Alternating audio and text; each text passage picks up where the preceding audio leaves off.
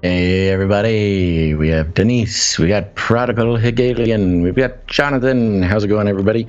We are here, and I am sending out, the text message should be out if you're on that list. If you want to be on that list, text the word Canary to 740-87, oh geez, I can't even remember the number. Oh boy. It's 877-740-3226. 877-740-3226 to get your text message alerts. Some of you should be getting text message alerts as we speak. I'm now, as we speak, pulling up the DLive link so I can send that to someone. There we go. Everybody's coming in now. Hey, everybody. Head on over to canarycry.party. You know the drill. All sorts of good stuff over there, including links to all of our broadcast channels. Fun fact, we had a private channel that we were using for administrative purposes.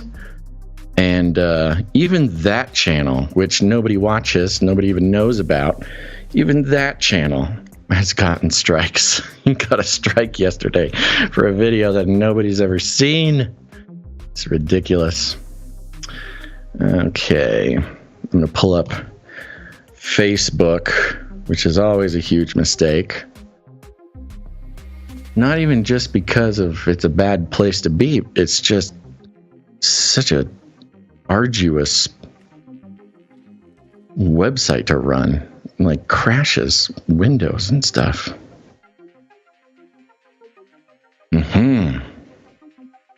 MC's cooking some dinner.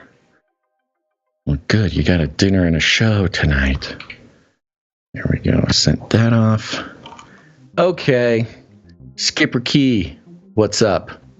Think we're going now. I think we're ready. Gonz, are you ready? Gonz is ready, he says. Guess we'll start the show then. All right, folks, here we go.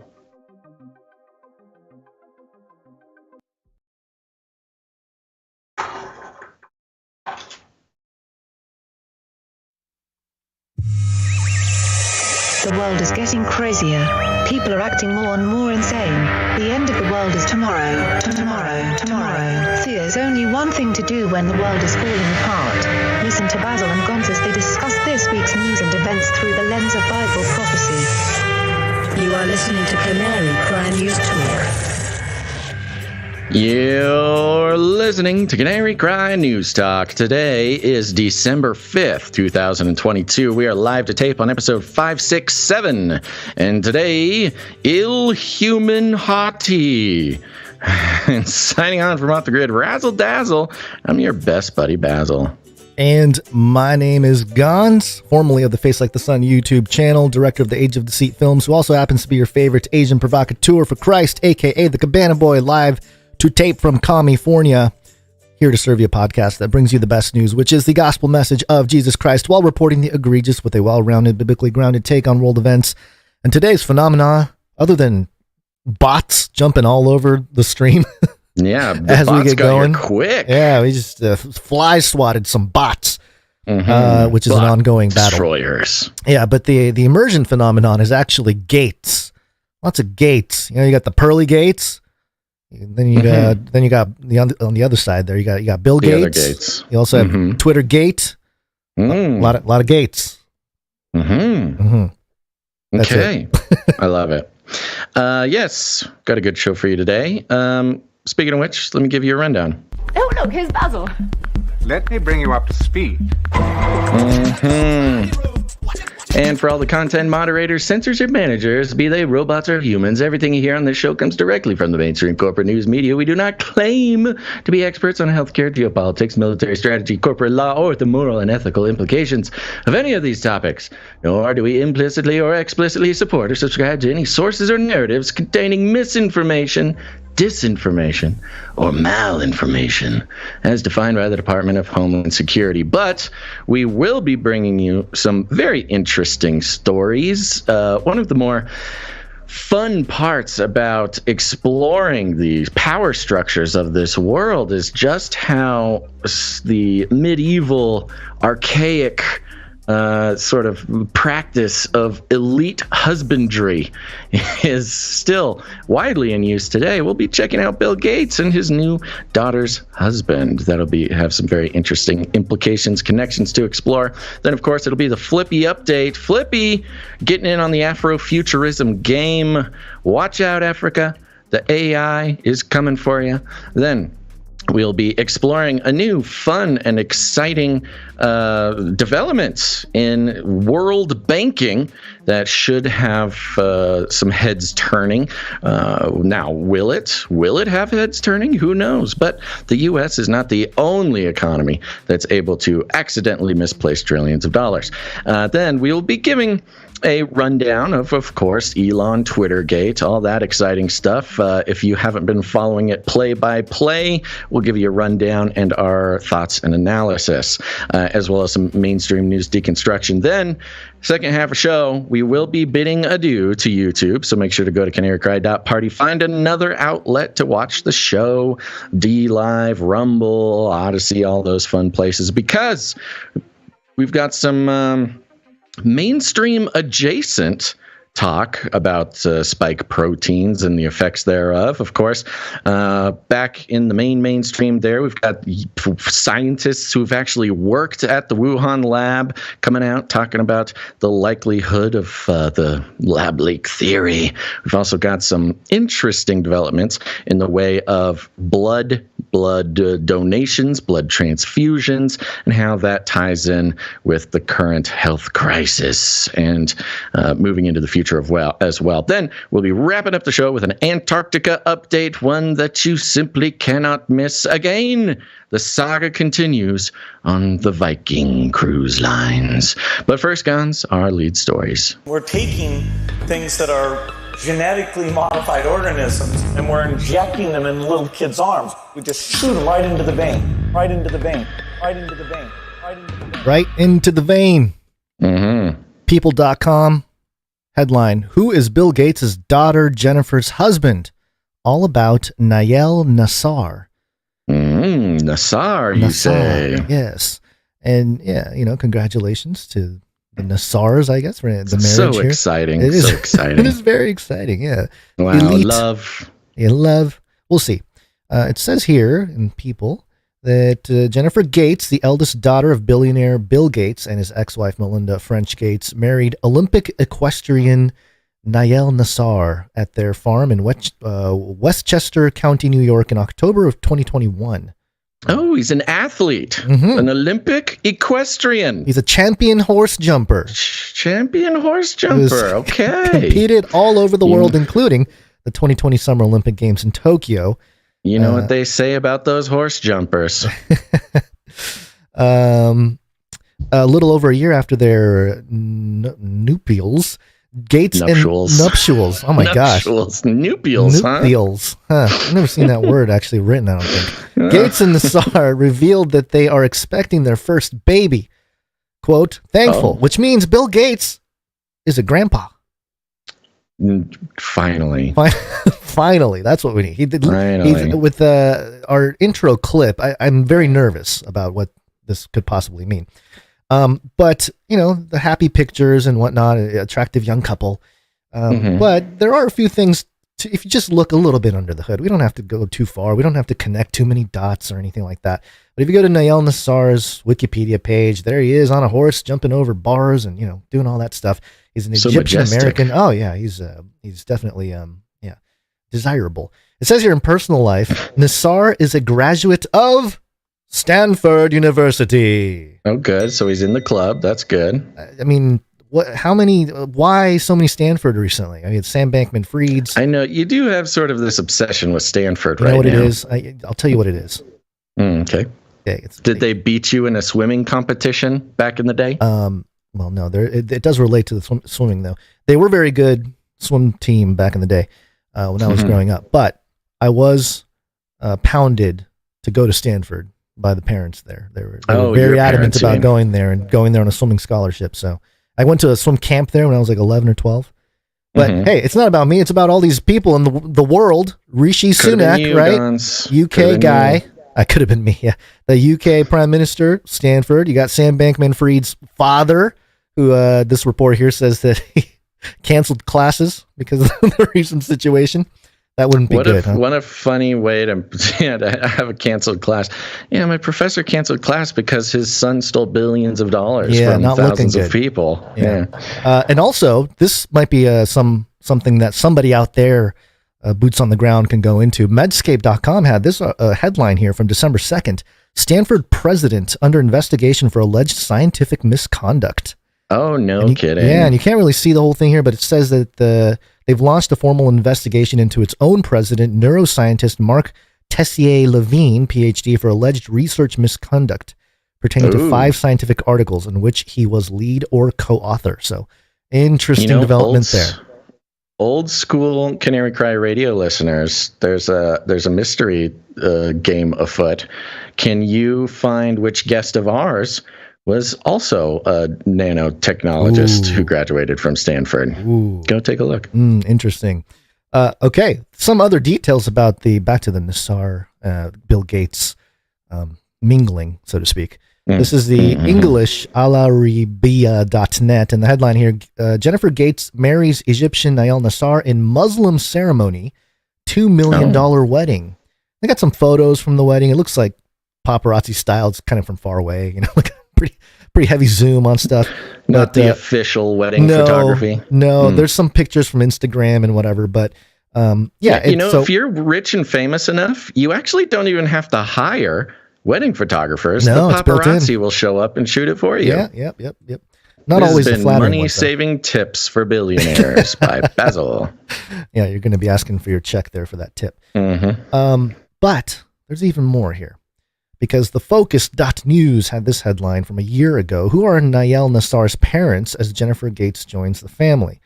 And, rich, handsome, young athlete.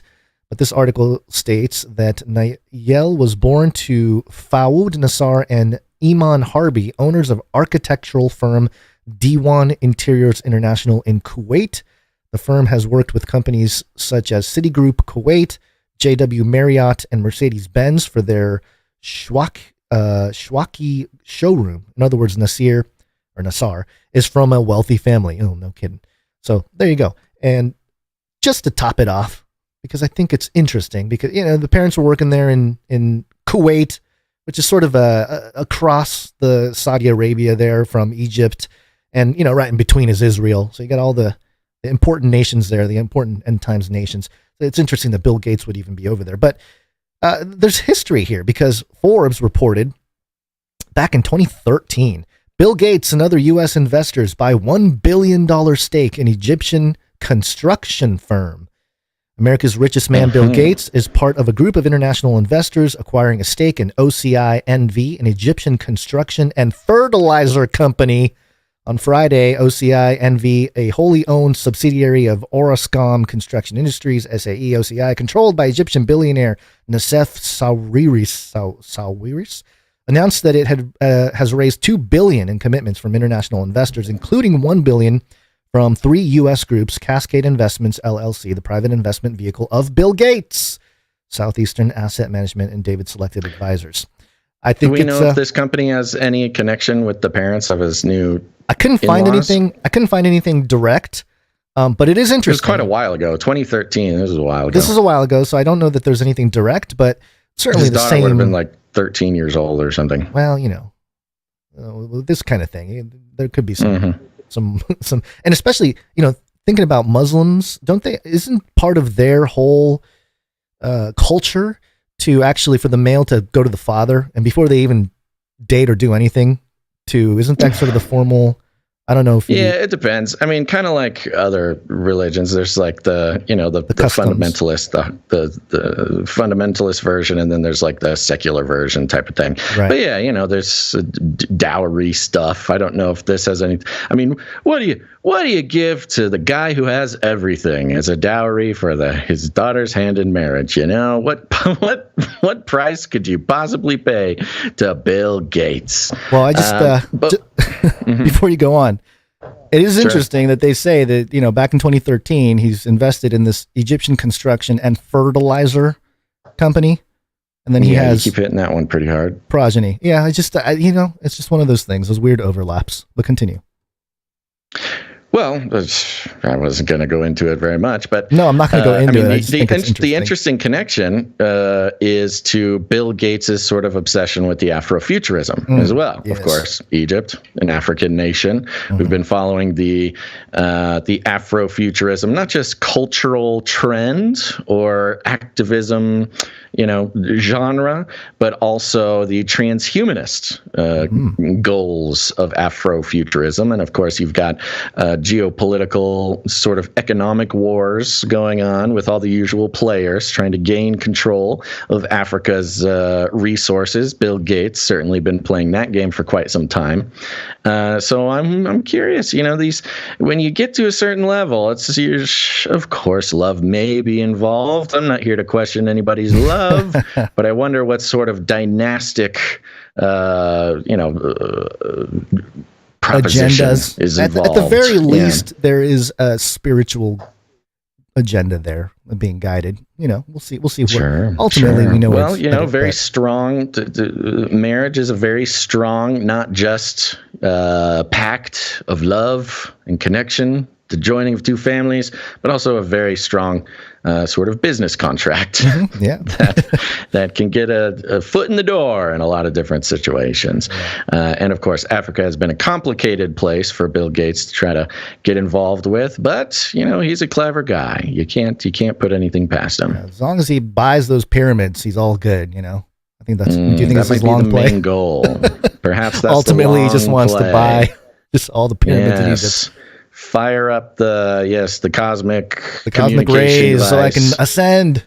Yeah. Phone home, you know, whatever, who knows. Okay. Well, there you go, folks. Congratulations to the Gates family and to the Nassar family. I wonder, so of course, there's a connection in some people's minds going on right now that Nassara, what is it called? Nassar. That whole thing. Yeah. Nassara. Yeah, the money, is it spelled the same way? Similar. Well, let me check. Yeah, which is its own sort of conspiracy theorist theory about it's a different kind of sort of global economic reset. However, I think the good guys win in that one. Is that it's been so long since we've talked about the Nassara Gassara. Yeah, I think it's supposed to be just trillions of dollars set aside for, you know, redistribution and then like a golden age. Right. So it's kind of. It's coming in Iranian doubloons or whatever. Yeah. Nassara, Nassera. This last name, Nassar, Nassar. So close, but I don't think we have to do all the linguistic dives deep. Can't confirm that one, folks. So don't get too excited. Okay. Your Iranian doubloons are still in the mail. It's too early. All right. With that, Gons, it is the beginning of the second week of December. So you know what that means. It's Monday. Gary. It's Monday. What day is it? Monday. Monday. Sounds like somebody's got a case of the Mondays. Gary, what day is it? Monday. It is. It is indeed Monday, Gons, and you know what that means? Another exciting day to deconstruct the news. But did you get any quality leisure time in this weekend? Sure, yeah, some good family time, chasing little children, always fun. But I did have something that I ran into somebody in the local government, which I thought was interesting. Had a little conversation. And do you know about the Ziggurat, the Chet Holyfield Federal Building that's right by my house? It's a big ziggurat-shaped government building. Have you seen it before? What is that, in Laguna or in Irvine or something like that? Laguna Niguel, yeah. And it was built, the Wikipedia says, the unusual form refers to ziggurats, ancient Mesopotamian temples. It's like, okay, yeah, they're pretty straight up about it. So you can go into the history here and whatnot, and it's interesting because it was first built by the defense, American defense, looking to build some electronic weapons and stuff like that. But it's been on sale for the last couple of years. It's pretty rickety. It's kind of fallen apart, and they're trying to figure out what to do with it. So nobody's going to buy it. 2 years, I was told by this person who's in local politics, that the 2 years it's been on sale, no bidders. So they're probably going to figure out something else with it. The state of California has created this mandate for a certain number of housing to be built in every county, which is like, okay, that's crazy. And they're all stratified by income and all this kind of stuff. So they're considering turning this place into a homeless shelter, which I live very close to this, and I don't know if I feel terribly comfortable with that decision.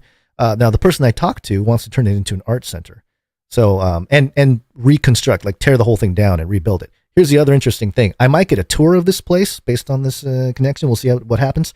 There's an underground segment of this building, allegedly, who knows how far it goes down, but there is a whole underground part of this base, this little Ziggurat building. Fun. So I will keep track of it. Of course there is. Yeah, and I'll keep reporting on it as long as things are, sort of kosher. It's coordinates 33. For those of you looking on the screen, you can see the coordinates. It's 33 degrees north. Just another layer there. But anyway, yeah, I'll keep track of it. Let you guys know if anything comes down. But gotta do it. Maybe it can show up in a scene on what do you call it? What's that? I can't remember. Age of Deceit 4. Is that what it is? You can have some inside footage. Yeah, well, we'll see. Yeah, I don't know, but it's an interesting building. There's a whole kids section. The IRS works out of it right now, which is telling of its own thing. But yeah, oh yeah, it was empty for years too, which is also suspicious. The government bought it, and they're like, okay, yeah, it's just going to be there. It's going to be vacant for 10 years. Yeah, so very bizarre. We can't let this Mesopotamian temple go to waste. Yeah. We might as well use it for some human sacrifice, aka taxes. All right, folks. And speaking of which, we are going to take a second and thank our executive producers for today. Executive producers.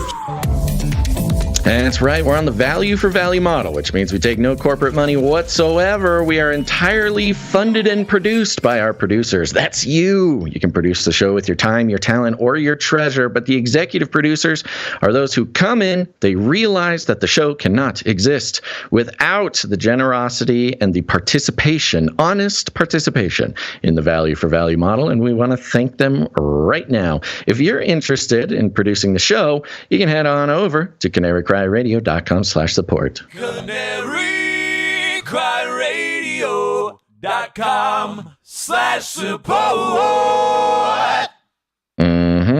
And we got a couple of executive producers coming in today. The first one came in 2 separate times, so maybe there's some sort of message being sent here. The first executive producer is executive producer Sir Martin K. Knight of the Wrong Timeline. Hey, thanks for coming in, Sir Martin Knight of the Wrong Timeline. That's right. Been a while. Thank you very much, Sir Martin. Glad to have you back. Sir Martin came in a couple times, one in the amount of $113.95 and the other one $133.79. So thank you very much, Sir Martin. And sent a note here. It says, in Denmark, the dreaded MIDI ID or MIT ID have been activated. It's the delayed 2020 ID, which means that since I've not downloaded the app or registered myself to it, a real hassle to buy and do anything on the internet for me now. Lucky for us, I'm a scruffy-looking nerf herder and a scoundrel, so I've found some bugs and loopholes to work around it. But the net is tightening, fellas. Yours truly, Sir Martin K. Knight of the Wrong Timeline. Hey. Thank you very much, Sir Martin. Yeah, thank you, Sir Martin. Yeah, we gotta take a closer look at this MIT ID thing.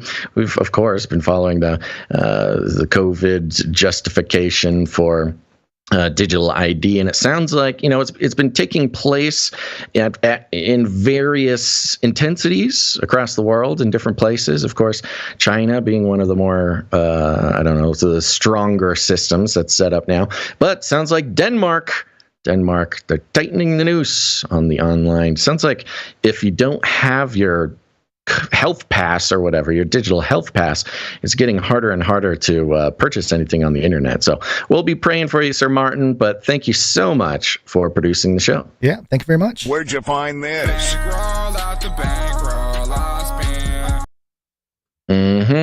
Now we do have another executive producer we want to thank so much, and that is executive producer, Protector of Bushes. It's Bush Protector. Bush Protector. Thank you. That's right.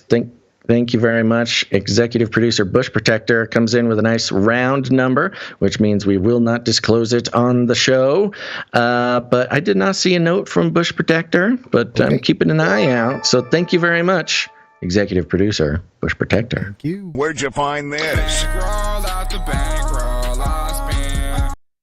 That's right, and that concludes our executive producers. Remember, folks, you can still produce the show. There's still time.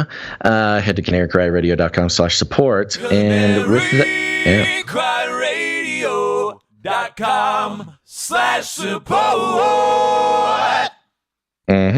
Quick.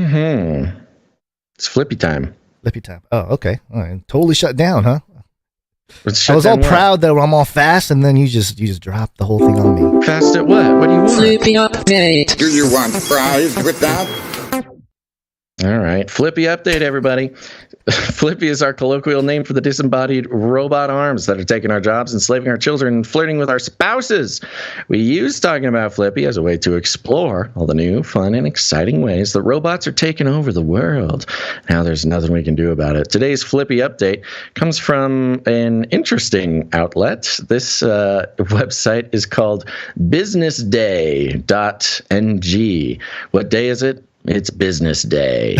I think this is a Nigerian outlet. I think that's what NG stands for. It says Business Day is Nigeria's leader in business and financial news, insight, and informed commentary, plus all that matters in West Africa.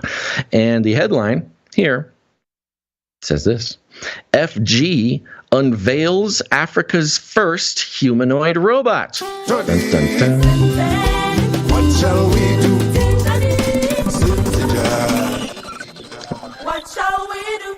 That's right. Continuing the Afrofuturism trend, not just, again, in social issues, activism issues, but in the transhumanist march towards dystopia.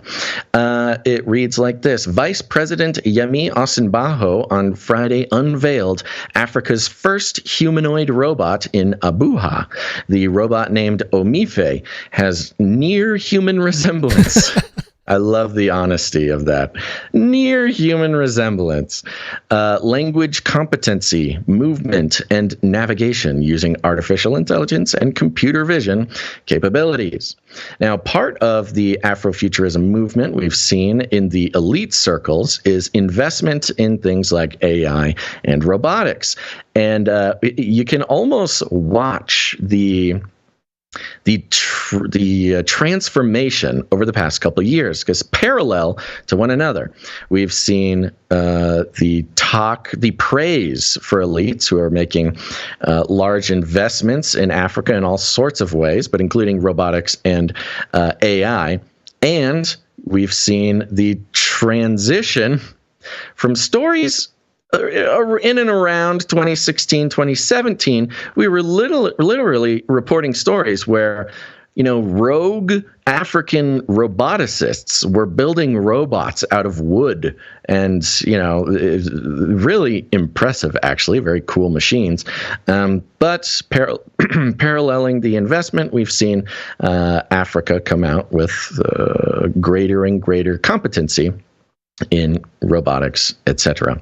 The article goes on. The 6-foot-tall robot with female features, it's always female, was developed by a tech company called Unicon Group of Companies. The firm projects that the humanoid, if commercialized, could generate an estimated $11.6 billion in 3 years. So, you got to put that in there for the investors. The vice president, who is represented by the Minister of Communication and Digital Economy, Ali Pantami, at the unveiling noted that the domestication of the artificial intelligence will help serve the need of citizens. He also affirmed the support of federal government for the domestication of technology. It's an interesting term that we have not seen a whole lot in the robot realm there, but the domestication of artificial intelligence. Now, Like of course, we could think of it as like the domestication of animals. We could also think of it, because this is a Nigerian outlet, it might just be a turn of phrase that means, bringing Adoption. the technology to the homeland type of thing, bringing it domestically or creating it domestically. But got to remember the background on Nigeria.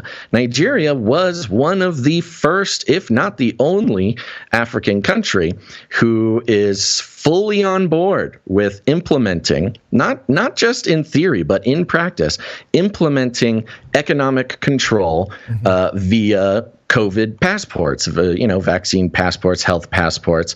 Nigeria had the most exuberant acceptance of this idea, and indeed, kind of around the same timeline as Canada shutting down the truckers' bank accounts, Nigeria was saying, yeah, we wholeheartedly put into play the idea that we can economically control people who do not conform to COVID regulations, stuff like that. So they are sort of the epicenter for the worldwide World Economic Forum transhumanist sort of Afrofuturism movement. Now, moving on. What I love about this article and this whole project is that it 100% follows the exact playbook that we've identified for robots across the world, and it's delightful to watch. Here's a quote. Quote, "We are ready to support you and commercialize this technology. We want to see it deployed in our farms, road construction, and in our classrooms." Now, keep in mind, this is basically an African version of Sofia. Those who are just listening, it is a humanoid robot, just like Sofia. It's an African woman. She's wearing glasses for some reason. I guess her robot eyes weren't perfect off the manufacturing line. They had to get her glasses. She's wearing a stylish sort of turtleneck, wearing some jewelry. This is African Sofia. Yep. Now, they're talking about African Sofia, if you need to be reminded, which is basically, a humanoid robot, a woman replication who you kind of can just have conversations with a human-shaped robot. But in Africa, Nigeria, they want to put this robot woman deployed in the farms and road construction and in the classrooms. They got big plans for African Sofia, Omife. The vice president therefore directed the National Information Technology Development Agency to partner with Unicon for the commercialization of the Omife technology. So you've got full support of the government. The Unicon group chairman, Chucks Mwame, sought the support from stakeholders. There you go, a little Great Reset speak for you. Not just commercialize it, but also in patronage and usage. Quote, "I'm calling on the government, investors, public sector, and industries to see how they can partner with us," he urged. So you've got the private-public partnership, made famous by Klaus Schwab and the World Economic Forum, being used in this transhumanist project. I'm sorry. Yeah, you got a comment, or you just laughing about the situation? I'm laughing about the quote, and I'm not sure what's going on. But continue. Let's just have. Speaking earlier, the general manager of the group, Olorugun Kihinde, explained that the technology was not developed for publicity. Okay, it's not just a publicity stunt. No, it's not a stunt. Yeah, this is that maybe they're trying to make it so it's not like Sofia, because Sofia is just a publicity stunt. But they're like, no, Omife, this is not just we're going to put this gal out there working on road construction and farms. But to bridge the digital space gap and the need to sell products that is unique to the African setting. All right. Now, this next paragraph, when it tries to say robot, it looks like there was either a translation error or something. They say Robert across the board. So I will read it as I think it's supposed to be written, but just know every time. I was hoping you'd read it verbatim and then let the audience decide. You're right. We need some journalistic integrity. Yes. I will read it as it is written. There you go. And let you figure it out for yourself. These Robert, this is a quote, these Robert is here to assist humans and not take their jobs. Okay? Opening sentence to the quote. The Robert, which has human characteristics, can be used for surveillance purposes. Cool. Intelligence gathering. Awesome. And research, voice transmission, intelligent conversation. End quote, he added. Sounds like a little purposeful mistake to try to ease into this idea that these robots are just friendly people like Robert. This Robert is not here to take your job, okay? So settle down, you crazy conspiracy theorists. Omife is a flexible and helpful robot that has been programmed to have a thorough awareness. Now listen to this. So this is also how it differs from Sofia. Omife is a flexible and helpful robot. We're already more useful than Sofia. Be able to get down under, Don't worry, it's flexible and helpful. Sure, okay. That has been programmed to have a thorough awareness of African cultural norms and behavioral styles. Oh, all that data collection. None of these white people robot behavioral styles. African cultural norms, behavioral styles. It has the ability to speak 8 different languages, including Yoruba, Hausa, Igbo, French, Arabic, Kiswahili, Pidgin, Wazobia, Afrikaans, and the English language. Oh, is click not in there? It would be cool if it click, Okay, Gonzo, you're not allowed to do that. No? No. Oh, okay. Sorry. Tommy unveiled the robot for the first time at GITEX in Dubai. Same place that Sofia was unveiled in Dubai. While Sofia has her Saudi Arabian citizenship in Dubai. They gave it to her in Dubai there. So I wonder if Omife will be given citizenship. While complementing the Unicon Group's dedication to playing a significant role in encouraging innovation in Africa. So big Afrofuturism play here. Very interesting in the way of course, the PR is following the textbook robotics PR, with the exception of Robert. And there's a lot going on there. There's these female black robots that are named Robert. I mean, this is some interesting cross references there to all kinds of stuff. Yeah. It's a whole thing. So not only is it a win for Flippy with some more diversity in the Flippy realm, in the robotics realm, but also in the Afrofuturism transhumanist movement. So thank you very much. We're going to colonize Africa!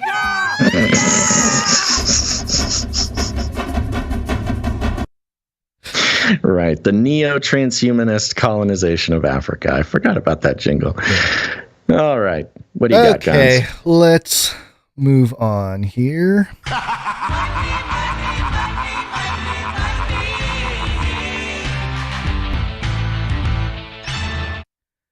I remember a few years after 9/11, when you're starting to learn about all the different things that took place surrounding just, the towers and everything.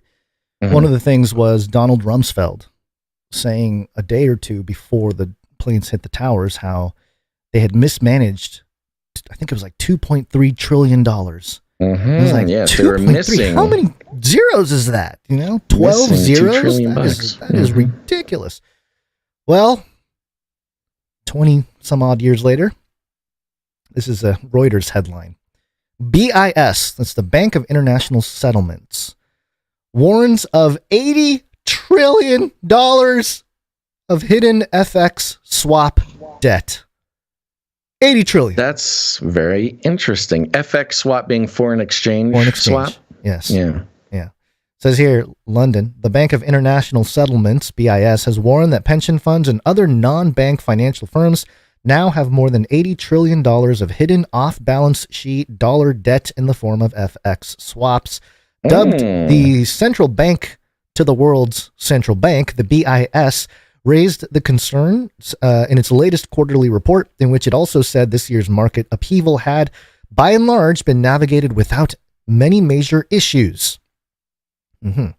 Having repeatedly urged central banks to act forcefully to dampen inflation, it struck a more measured tone this time around, and also picked over the ongoing crypto market problems and September's UK government bond market turmoil. Now, Basil, this sounds about right. You know, everyone's talking about all the crypto stuff going on, and oh my gosh, Do you know what the overall market cap of all of cryptocurrency, including Bitcoin and all the other 13,000 cryptos there are, the market value of all of crypto? Do you know how much it is? Currently, like right now, today. I don't know currently. No, I don't know what today's number is. It is under 1 trillion. Okay. Yeah, okay. At its peak, I was going to say 1 trillion was the last time I saw it. At its peak during the last bull market, it hit almost 3 trillion.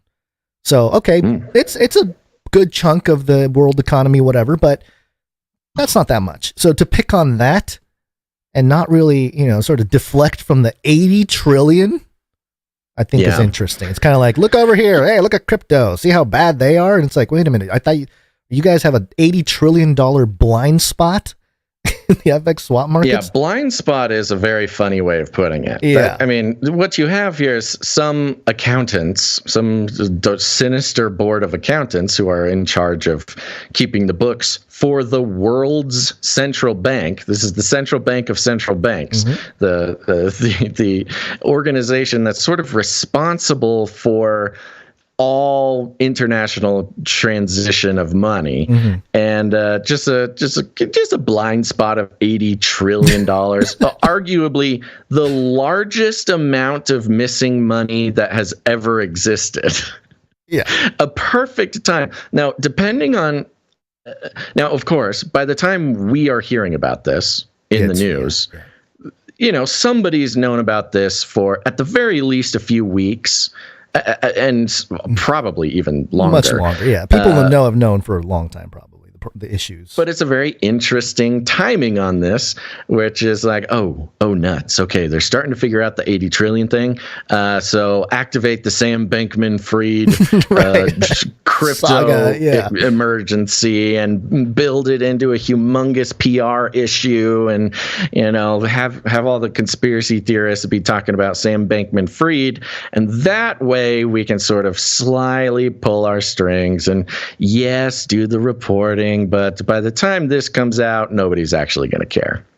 Yeah, very interesting. There's a few other things here. For both non-U.S. banks and non-U.S. non-banks, such as pension funds, dollar obligations from FX swaps are now double their on-balance sheet dollar debt. It estimated, quote, the missing dollar debt from FX swaps, forwards, and currency swaps is huge, the Switzerland-based institution said, describing the lack of direct information about the scale and location of the problems as the key issue. So you ask him so what's the deal? Oh no, the missing debt. It's huge.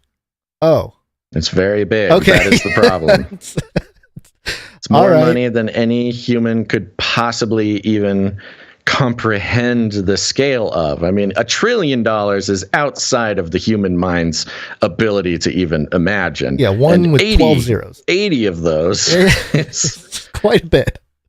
You need a supercomputer to fully understand that number. Which is, the keeping track of the economic turmoil here is very fascinating in light of all the Elon stuff with Twitter and obviously, the grandeur picture of the Mark of the Beast and everything else. But it seems part of the Great Reset seems to be a shakeup of everything, including news pipelines, economic pipelines, all the infrastructure, the supply chains. It's just all being shaken up, So we'll see how much of the traditional systems survive the shakeup and how much gets adopted. Because Elon in his Twitter Spaces, we'll get into Elon in a second here. He was mentioning how the fiat system is pretty much a bunch of what did he say? He said it was like some servers running Cobalt, It's just, that's our fiat system, just a bunch of computers. Computer joke. Yeah, computer joke. I mean, but that's what he said. He's like, literally, that's what it is. So he thinks money is already pretty much digital. But of course, the managing of the supply and the ability to manipulate is quite unchecked, if you will. So that's why seeing all this being revealed now is very interesting. We'll see how it plays out in the long term. But piggybacking on this real quickly here, this is a COVID thing, but we'll just mention it. This is CNBC. Long COVID may be the next public health disaster with the $3.7 trillion economic impact rivaling the Great Recession. Don't worry about the 80 trillion. Oh, no. No, it's long COVID that is going to cause a recession. It's like, I mean, first we had the naysayers about inflation. The inflation, the year of inflation denial, and now we're in recession denial. And I read this article. It's like, oh no, it's the long COVID that's going to put a $3.7 trillion strain on the economy. 2008, you haven't seen nothing yet. Great Recession 2008, because of all this long COVID, we're going to have another Great Recession. Sure, yes, COVID has done a wonderful job of being responsible for all the other bad things in the world. You might as well make it responsible for the collapse of some sort of imaginary financial system that benefits the most powerful people in our world. Are they saying 3.7 trillion as sort of a considering the inflation rates and all that kind of stuff, or are they saying literally that's the amount? That's what they're saying. So because of all the long COVID people with their exhaustion and their depression and their anxiety and their missing work and their the mainstream media has nothing to do with that, by the way. It's just COVID, right. The reason why people are all depressed and they've got such a reduced quality of life, which means a reduced productivity at work, that it's going to cost our economy $3.7 trillion. Now, keep in mind, this is not 3.7 trillion missing dollars that disappeared into the void, like the 80 trillion actual dollars that have disappeared into, foreign bank accounts probably.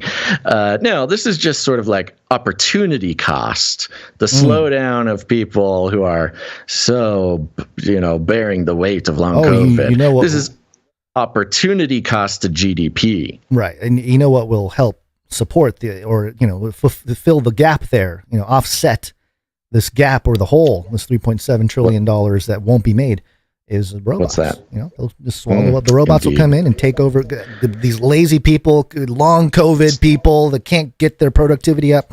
Robots can come in and just take their jobs. So it's all coming together. It's all coming together, especially for this man, Mr. Elon.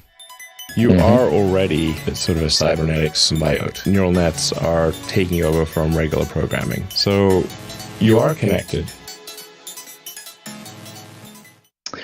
Yes, over the weekends, the Twitter scandal, the Twitter files were released. And very interesting Twitter files. Of course, this was Elon's promise to release all the documents in regards to, everything, but also the Hunter Biden laptop being sort of the main focus. The censoring of the Hunter Biden laptop story, the suspension of the accounts of the New York Post right before the 2020 election, which, of course, some say led to the protection of Joe Biden's win. Now, a couple things. Number one, he said he was going to release the files. Turns out he handed them over to Matt Taibbi. Matt Taibbi, famous journalist in recent years, become sort of a, I don't know.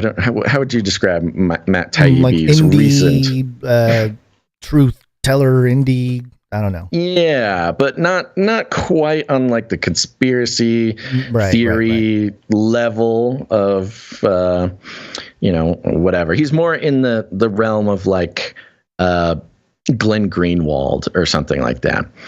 And of course, he's done podcasting and stuff like that. He's one of these fellas. Notably, worked at Rolling Stone, which is an interesting part of his history, considering their missteps recently. But first, let's start.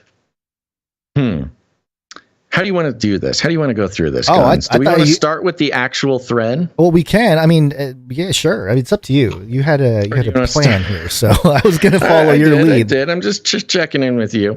So first of all, just for fun, let's hit this New York Post article. Okay. The headline, New York Post here: Elon Musk claims risk of his assassination is quite significant. No kidding. This came out yesterday. I have actually a very similar tweet a couple days ago before this came out, but that's okay. Elon Musk has claimed the risk of his assassination is quite significant. In a wide-ranging 2-hour Q&A audio channel on Twitter Spaces, the social media platform CEO told listeners he definitely would not, quote, be doing any open-air car parades. Let me put it that way. Quote, frankly, the risk of something bad happening to me or even literally being shot is quite significant, he said. Quote, it's not that hard to kill somebody if you want to, so hopefully they don't. And fate smiles upon the situation with me, and it does not happen. There's definitely some risk there. Okay, Elon. The Tesla CEO and the world's richest man, a self-proclaimed free speech absolutist, added that, quote, at the end of the day, he just want to have a future. We just want to have a future where we're not oppressed, quote, where our speech is not suppressed and we can say what we want to say without fear of reprisals, he declared. Quote, as long as you're not really causing harm to anybody else, then you should be allowed to say what you want. This attitude has been clear since Musk's takeover of Twitter last month. He has reinstated, and then it goes into some of the stuff we've been talking about. So even Elon is aware of the fact that his life might be in danger, Gonzo. Yeah, if you skip down a couple sentences, it does get into Taibbi's thread, so maybe you want to go there, or you can just go to the thread itself. I'm going to go to the thread itself. Okay. So we do have a thread reader link here, which is one of these websites. Unscrolling apps. Unthreads one document, right? So we'll go through just a little bit of this, but mainly the summary is what's important. So Matt Taibbi tweeted out, thread, the Twitter files. What you're about to read is the first installment in a series based upon thousands of internal documents obtained by sources at Twitter. The Twitter files tells an incredible story from inside one of the world's largest and most influential social media platforms. It is a Frankensteinian tale of a human-built mechanism grown out of the control of its designer. Wow, Matt, very well done. Twitter in its conception was a brilliant tool for enabling instant mass communication, making a true real-time global conversation possible for the first time. In an early conception, Twitter more than lived up to its mission statement, giving people, quote, the power to create and share ideas and information instantly without barriers. As time progressed, however, the company was slowly forced to add those barriers. Some of the first tools for controlling speech were designed to combat the likes of spam and financial fraudsters. Slowly, over time, Twitter staff and executives began to find more and more uses for these tools. Outsiders began petitioning the company to manipulate speech as well, first a little, then more often, then constantly. By 2020, requests from connected actors to delete tweets were routine. One executive would write to another, quote, more to review from the Biden team. The reply would come back, handled. And he has a screenshot here of a email that was part of this sourcing here. And whoever sent it would say more to review from the Biden team, and then literally just post links to individual tweets that the Biden team wanted removed. And I thought this was very interesting because when you look at the tweets that the Biden team would send over, they are from basically nobody accounts. And we learned this from the FBI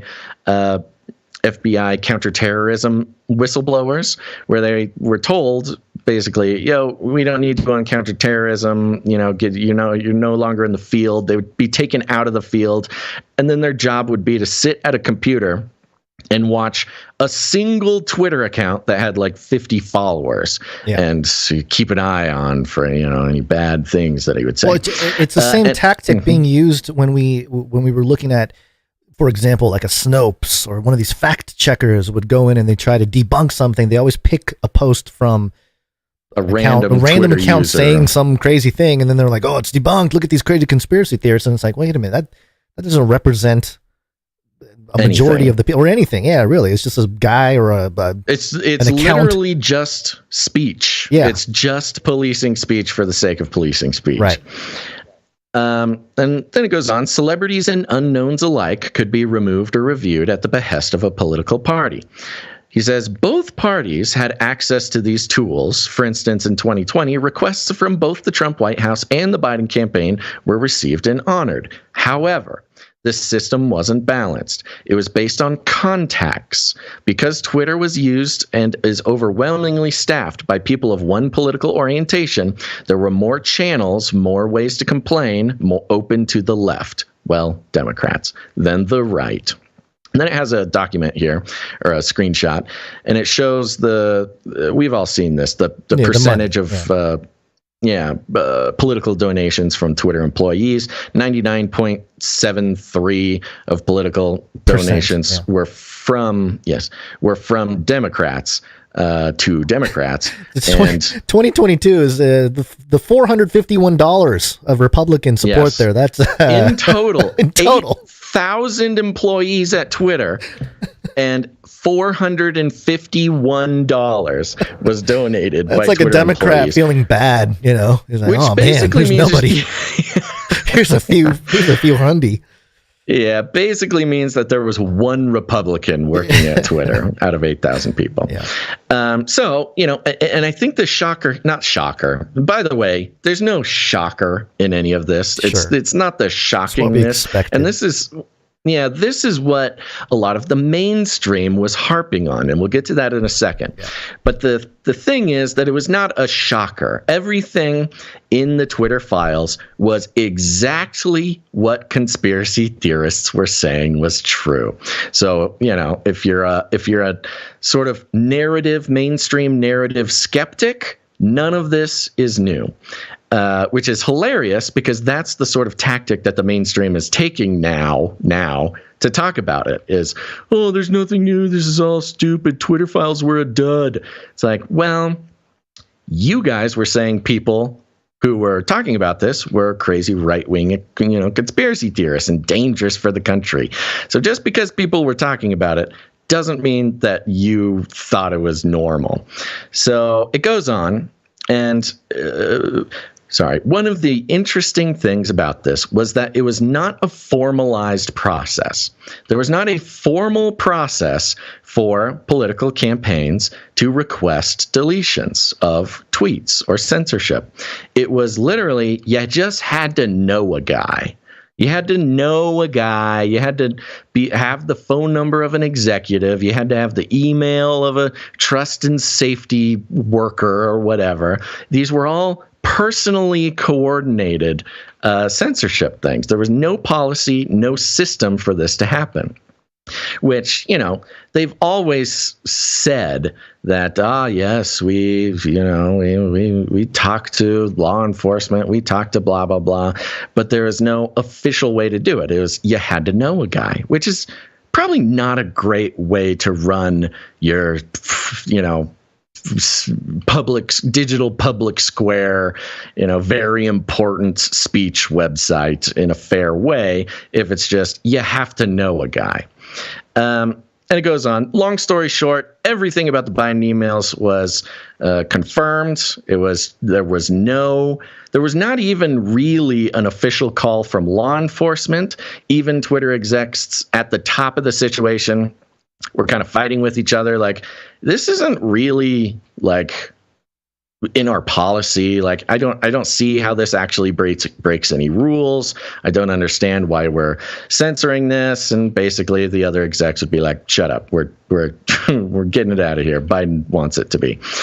And indeed, there were communications that were documented their excuse was the hacked materials, that because the laptop had been left at a place and it wasn't authorized access to the information, that it was considered hacked materials. And even that was disputed among executives. And more than anything, and I think this introduces some interesting details, is that a lot of this was happening without the CEO even knowing about it. The 23rd point in this thread here is the decision was made at the highest levels of the company, but without the knowledge of CEO Jack Dorsey, with former head of legal policy and trust Vijaya Gadde playing a key role. So that was that woman who was at the top of that legal policy department. 24, they just freelanced it, and how one former employee characterized the decision. Quote, hacking was the excuse, but within a few hours, pretty much everyone realized that wasn't going to hold. But no one had the guts to reverse it. You can see the confusion in the following lengthy exchange, and then talks about that thing that I mentioned before. So all of this was happening without even bringing it up to Jack Dorsey, which was probably, for their purposes, very well played, because Jack Dorsey has since said that he would not have okayed it. So this is the type of thing. We don't need to go through the whole thing because we already have been talking about all of it for a very long time. But the mainstream corporate news doing the reporting on the big thing has been hilarious. First of all, the blue check marks are going nuts. All the blue check journalists are, ad hominem attacks on Matt Taibbi, talking about how he's, he's joining the white supremacist resistance, how it's so embarrassing for his profession. Now, what he's doing, by the way, is doing journalism as it's supposed to be done, but of course it's not in the service of the sort of big journalism political connections machine. So lots of personal attacks on Matt Taibbi, which is just embarrassing for anybody who's doing it. A couple of notable headlines here.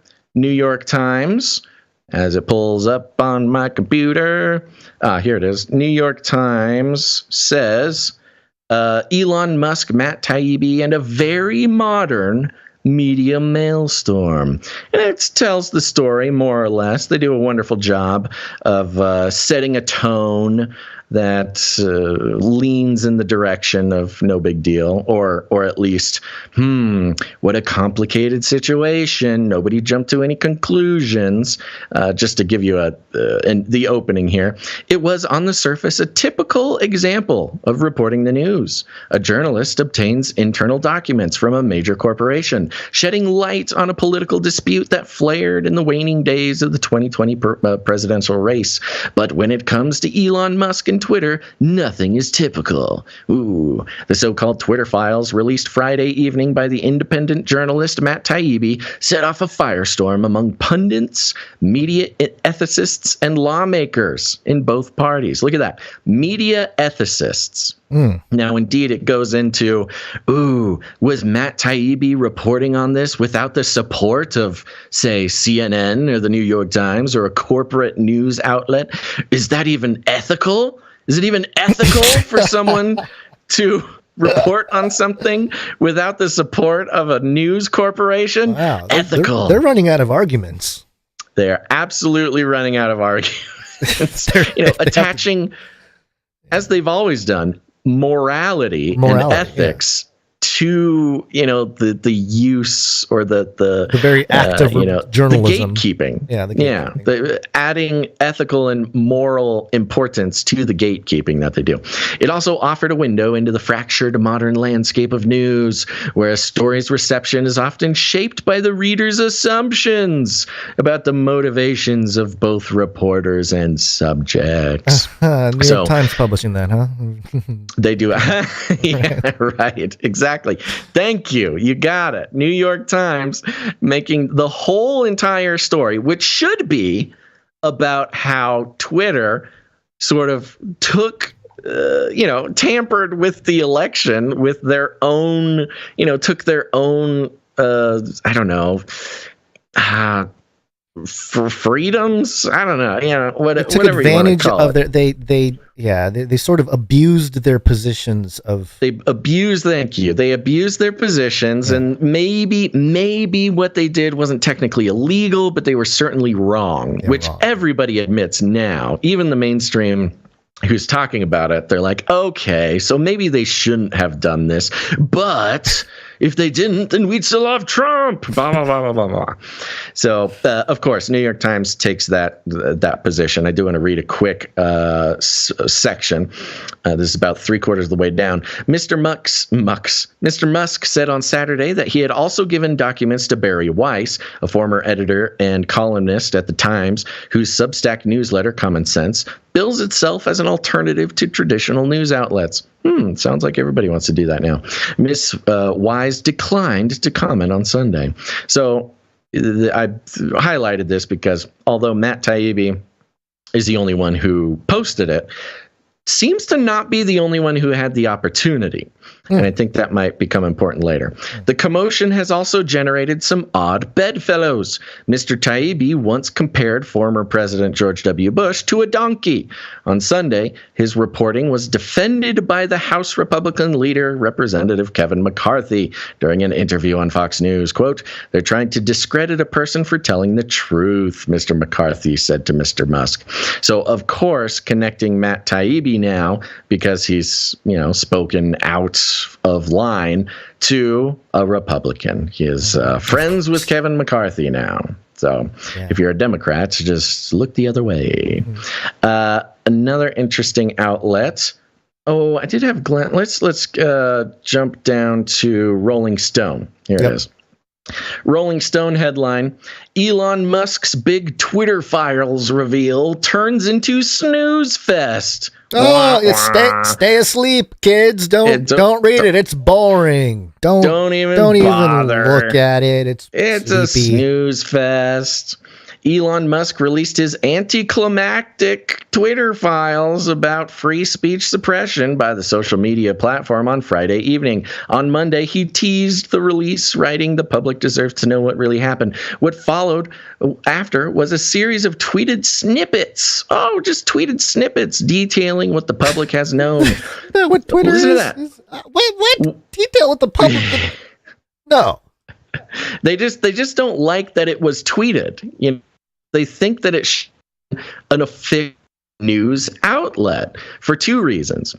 If it comes out on an approved official news outlet, then it could have been spun, it could have been blah blah blah, and given credit to the mainstream news mechanism. Or if it was only printed in like a Newsmax or OAN or something, then you can throw it out in the trash bin just because of where it came from, right? So tweeting it is outside of the control mechanism of the mainstream news. Now, the other part of that is what followed after the series of tweet snippets detailing what the public has known and what Twitter executives themselves have detailed over the past 2 years about the company's deliberations surrounding the New York Post's publication of files from Hunter Biden shortly before the 2020 election. So they're characterizing the official evidence that Twitter executives colluded with the Biden campaign to interfere with an election. They're calling that, we've all known this before. We've all known this. And it's not about any crime or collusion. No. Just about the hard decision. Ooh, it's just a hard decision to decide whether to... I'm losing you. I'm getting robot voice from you. That's okay. We'll wait once. Hold on. Let me know when I'm back better for you.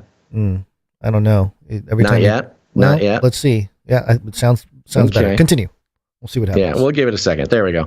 Yeah, so they're making the point, they're mischaracterizing the entire situation as not cold hard evidence that there was collusion between Twitter executives and the Biden administration, but that it's a repeating, conversation about how the censoring Hunter Biden story, the laptop story, was a tough decision, right? We know it was a tough decision. We've talked about how it was a tough decision. No. That is not what the Twitter files revealed. Not that it was a tough decision, that it was active collusion with a political campaign for political purposes, and not just for political purposes, but for corporate influence, for access to the new administration. Right. So Rolling Stone mischaracterizing the entire thing, trying to make it not a big deal, which is funny because they do admit, and it is not to be forgotten, that Matt Taibbi was a Rolling Stone journalist 2 years ago. He worked for Rolling Stone and left on his own accord because he didn't like how Rolling Stone was trying to, change the news for political benefit. So they're both defending themselves while defending the Twitter executives and also smearing a guy who left and didn't like how they were doing it. So snooze fest. Wah, wah. Wired had an interesting headline here. The Twitter files revealed one thing: Elon Musk is trapped. Dun, dun, dun. And a similar story, I'm not going to read it because it's really annoying and not very interesting, actually. But their whole point is, see, it's tough running Twitter.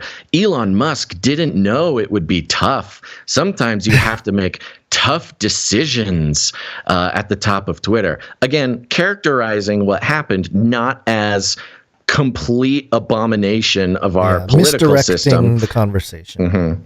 Exactly. So if you didn't read the actual Twitter thread, you wouldn't even know what was in it because all the reporting is about it does not correctly characterize it. They just make it it's like, an ad hominem. They had a hard time. The whole thing is an ad hominem towards Taibbi or Musk or whatever to deflect the conversation away from what actually took place, which is pretty standard. Indeed. Yeah. And of course, even Fox News had a whole article that was headlined something like, I don't know if you have this sitting there, but it was something like NBC, CNN, CBS don't even touch the Twitter story. Yeah. So everyone's playing their role, it seems, in looking at this. Exactly. Yeah. Exactly. Glen Greenwald did tweet this out, which I think you thought it was a salient point.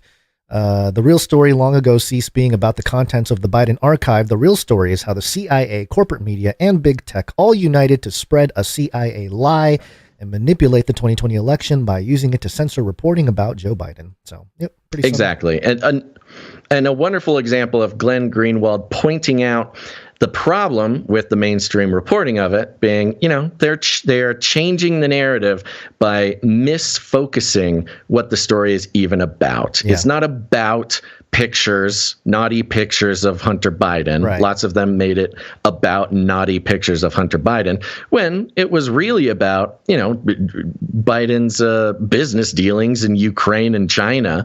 Yeah. That was all included on the laptop, but they don't talk about that. They just make it about naughty pictures of Hunter and stuff like that. And the real story is the CIA colluding with corporate media and big tech to adjust the results of an election. Yeah. Now, that did lead, I noticed we forgot to put this link in there, Gon, so we might need to either pull it up or do something. But the Trump Constitution thing. Oh, right. This did lead, of course, to Trump needing to say something about it. And, of course, he goes on Truth Social, which I find it funny that all these mainstream news outlets have Truth Social accounts. Because they have to watch Trump. I got a Politico article here if you want to take a peek there. Hold on, let me. Yeah, I have an article here. If you can find an actual screenshot of what he said, I do have a Trump tries to clarify call for termination of parts of the Constitution. Because the reporting on this was Trump calls for the elimination of the Constitution. Trump wants to terminate the Constitution. He wants to tear apart our founding documents. When that wasn't quite what it said, and surprise, surprise, none of them actually put a screenshot of what he said. But Trump did say, like, hey, due to the Twitter files, we need to just redo the whole 2020 election and terminate any rules, even ones that exist in the Constitution, to redo the thing. He's using it for, a 2020 election. Well, see, this is denier purposes. It would be interesting to see the actual screenshot here, because this paragraph, I think, summarizes how the mainstream, at least, is reporting it. This is Politico in an article titled "Senate GOP Leaders Turn on Trump over Suspend the Constitution Talk." And in his latest and ongoing series of calls to be reinstated as president, Trump on Saturday falsely cited, quote unquote, massive fraud in his 2020 loss to President Joe Biden before calling for a, quote, termination of all rules, regulations, and articles, even those found in the Constitution, end quote, in order to reinstate him as president or hold a new election. They're adding motives behind the isolated quote there, so that'd be interesting to see the whole thing. Right. Many election officials, including Trump's own former Attorney General Bill Barr, have affirmed that no voter fraud occurred on a scale significant enough to affect Biden's victory over Trump. Okay, so back to towing the line there, but it's always interesting to see when quotes are taken and put in a sentence that says other stuff. The mainstream media. Yes, right. They use it as a filler, so they can they get to write the implications, attribute an idea rather than actual words. Right. Now, was that stupid of Trump to do? Yeah, it was absolutely stupid of Trump to do. It's just not very well thought out. Talking about terminating rules in the Constitution. You may have to ride Ye's coattails. Let's go. Ye 24 plus Trump VP. There you go. Can you imagine the world if that happened? Just the chaos. I mean, it's already pretty crazy. But if Ye became president in 24 and Trump was his vice president, it would be that certainly would be a twist. It would be a twist. With how weird the world has been for the past couple of years, it wouldn't be the crazy thing. It wouldn't be the craziest thing. Yeah. Craziest thing, right? You had an Eric Weinstein. I did, just real quick, just sort of a step back thing. Eric Weinstein tweeted out, quote, "If only Matt Taibbi could be more like Sam Bankman-Fried," and he explains himself there. The above is my stylized condensation of two separate mainstream media narratives which ran into each other as I woke up. A, Matt Taibbi is just a terrible fraud, which we just kind of covered. And B, Sam Bankman-Fried is a good-hearted kid who got in a little over his head and will find it harder to do good for a while, because he's a philanthropist and, he's lost billions, so it might take a little while to give back, but, which is ironic because some could say he did give it back just to the wrong people. He probably give it back to the bankers there. But anyway, just thought an interesting commentary, another example of how individuals get painted in the mainstream and how you can literally see the agendas, who and perhaps financial, incentives given to certain platforms to allow for smearing. And how the mainstream narrative is like exactly the opposite of the truth. Right. Yeah. It's pretty straightforward. It is funny. As Sam Bankman-Fried, he's just a good kid who got in over his head. Yeah. And Matt Taibbi is a tool of the establishment. Right. Well, and one other point about this, just the whole Elon saga here. I did check. I was in the spaces while Elon was in there, which was a kind of a weird experience, because it is kind of a giant communal Zoom call, as all spaces is. And, you're usually part of the audience. You could request to step up and, there's a stage and there's a few people that can speak or whatever. But it was weird to be like, oh, weird. I'm in this call, this, big conference call thing called Spaces. And there's Elon right there, his account and talking. Yeah. And it's just a weird, different type of experience. But one thing that I noticed was he's sort of, number one, setting himself up as a kind of savior of the West, of Western, ethics and morals, Constitution, whatever, Bill of Rights, freedom of speech. He's setting himself up to be that, a savior of that principle. But also, this is kind of shaking up the pipelines of information, news, because he was talking about how Twitter, we're focused on basically just telling the truth. As long as we tell the truth, then the people will come to us. And we're sort of he was saying in terms of the big tech companies and social media and everything else are all sort of in a race to speak the truth. And then whoever does, all the people will come and gather there. And he's poised to make Twitter that place. And it's fascinating because, we talked about the currency of trust a few episodes ago and how it's being shaken around. You used to be all these people just generally trusted the mainstream outlets. Now that trust is absolutely destroyed. That the numbers of people trusting mainstream media is dwindling. And I text you, Basil. I was like, hey, we might need to change our model because all we're doing is looking at mainstream media and deconstructing that. And while there is a lot to be done in that regard still, if you project down, the majority might be on our side in terms of, hey, we don't trust the mainstream media. Eventually, there will be a tipping point where we will be just a couple of, little tiny fish in a giant pond of people saying the same thing about the mainstream media. And could that be kind of a pointless endeavor at that point? I did walk you back from the ledge. You did. If the public is coming to, in a real majority sense, which I don't think we're anywhere near, but if in a place where the real majority loses all faith in the mainstream, we can be satisfied in knowing that that is what we devoted our lives to and mission accomplished. Yeah. That we actually played a role in that movement, which is, which is a bright side of things. But yes, when that happens, we can reassess at the moment.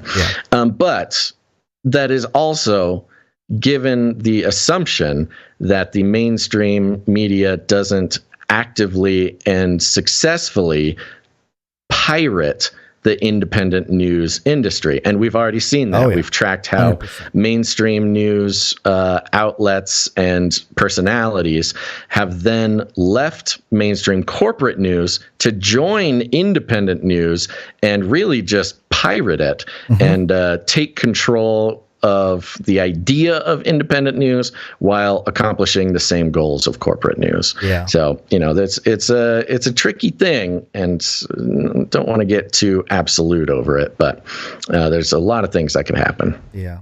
All right. Well, speaking of all that, we should go party because, let's do it for you. CanaryCry.party. Go there. It's a URL, a real one.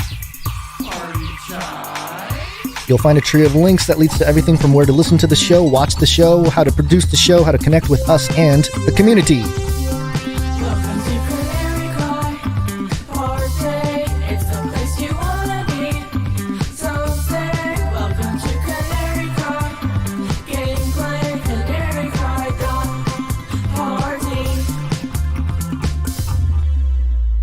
That's right. All sorts of good stuff there. Go check it out. There's podcasts, there's videos, there's resources, there's communities, there's all sorts of good stuff. CanaryCry.party. Go check it out.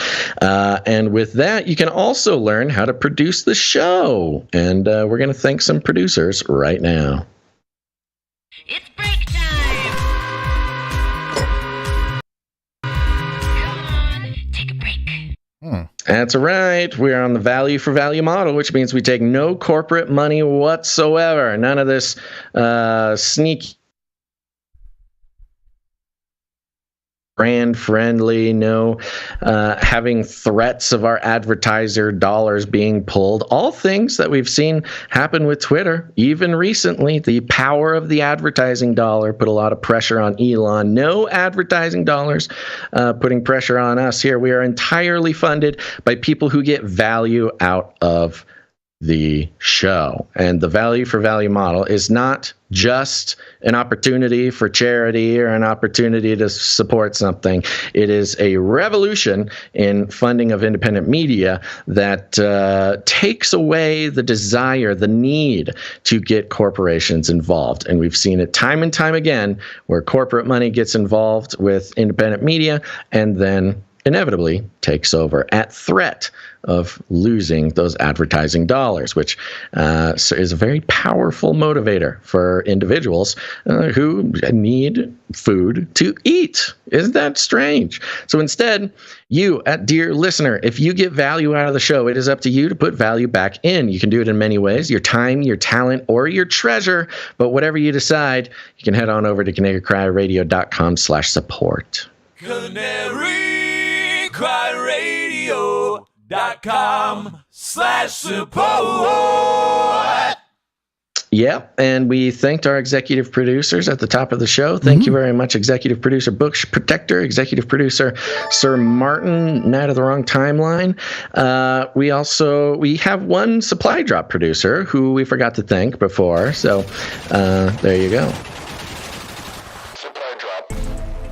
That's right. CanaryCrySupplyDrop.com. Check it out. It's an awesome place where you can support the show, keep the show going, join the team of people who are making sure that we survive any of the sort of economic hardships. Not to say it's easy, but we really appreciate all of our supply droppers.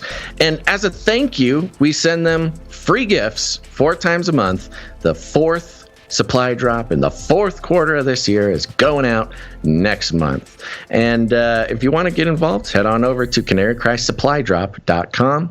We got one producer to thank. That is supply drop producer LeBron22. LeBron22. LeBron, yes. like LeBron? Is that LeBron? Yeah, maybe it's LeBron. Mm-hmm. Thanks, very much, LeBron. for getting the supply drop. We got you on the list. Yeah, I appreciate it. Okay, we got a few more producers to thank. Let's do that now. Okay, let's, I'm waiting for the supply drop. Waiting for the supply drop.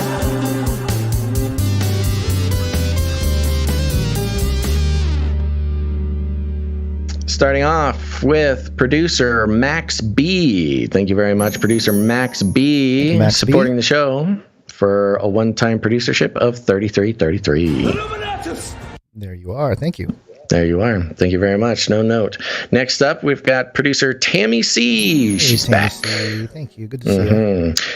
Coming in with a nice round number, which means we will not disclose it on the show. If you don't mind us disclosing it, make it some sort of funky number.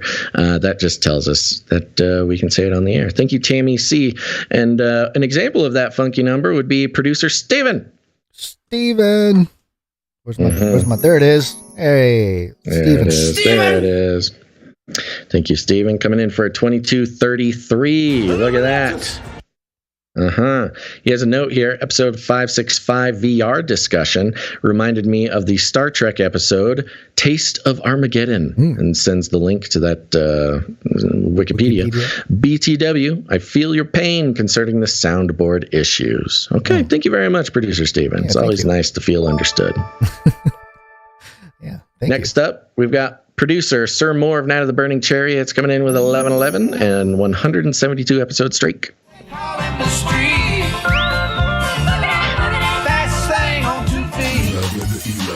Thank you, Sir Moore. Thank you, Sir Moore. Let's see here. We also have Runk Smash, producer Runk Smash. I believe he's on a 22 episode streak. Okay. I was just double checking, just doing a quick little double check. Did you read his note last episode? I don't remember. Okay. I apologize. I'm not being very Let's helpful. see. What was last episode? Yeah, because I think there was a note. It was on. Oh, was it about his brother? I think we did, actually. Yes. Yes. Yeah, we did. We did. All right, yeah. good. All right, good. Okay, thank you very much. Thank you, Runk Smash. Producer Runk Smash. Still praying for your brother. Yeah.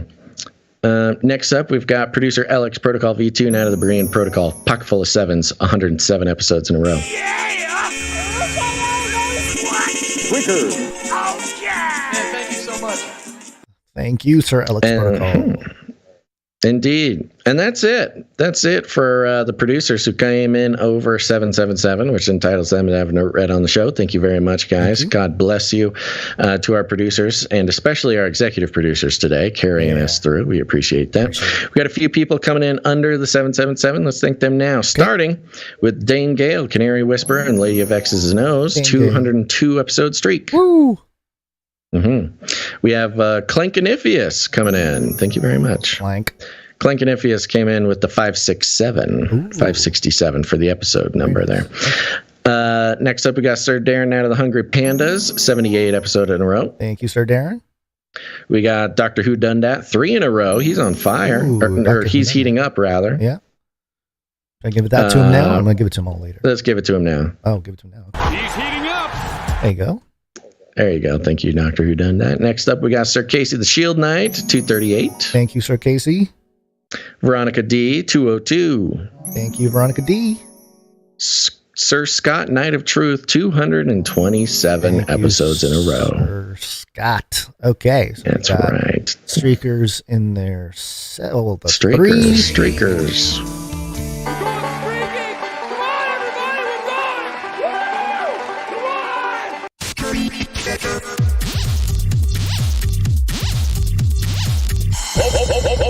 Oh yeah, Streakalicious. Women rule. There you go. You know, it's funny concerning the value for value model and the sort of, we've talked about the monstrosity that is advertising. It's a system that is built to capture your attention any possible time, monetize your consciousness, take control of the idea that, the ways that you conceive of your life to convince you that, it needs to be better. It's been going around that there was, they've started putting ads on the back of fortune cookie fortunes now. The ads are inside the fortune cookie. Even our cookies are not safe. Wow. I'm sure that's the fortune cookie companies looked at revenue streams and was like, how do we monetize this a little better? That's actually pretty smart to, it's free space. Way. Instead of those lucky numbers not working for anybody. Everything is ad space, baby. Yeah. Everything is ad space, but not well, here. That actually makes sense with the Mark of the Beast thing, It's a whole thing about an image being sort of marked on you. You're advertising Indubitably. For some beast thing. But anyway, continue. That's right. All right, everybody. Thank you for producing the show. Again, if you want to produce the show, you can do it with your time, your talent, or your treasure. All sorts of ways to do it. We're going to thank some artists later on in the show.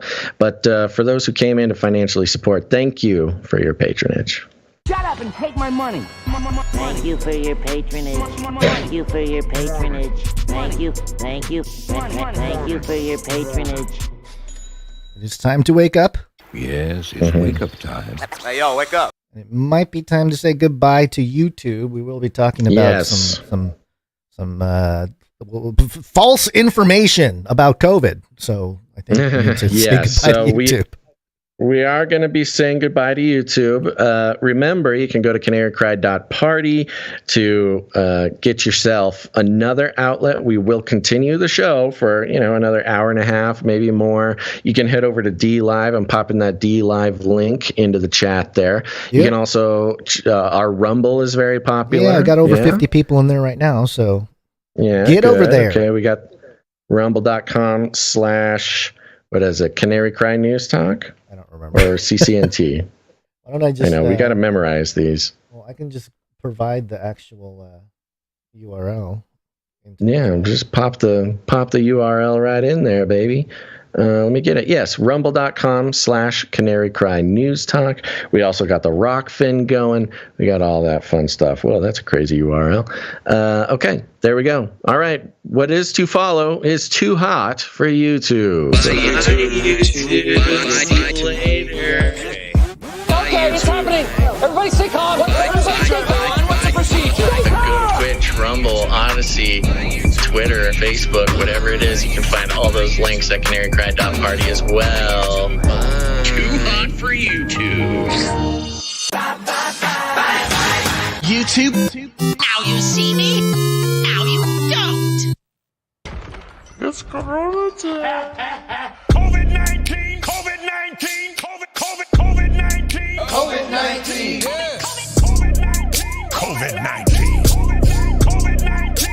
COVID-19. Coronavirus! Vaccine. Vaccine. Number one way.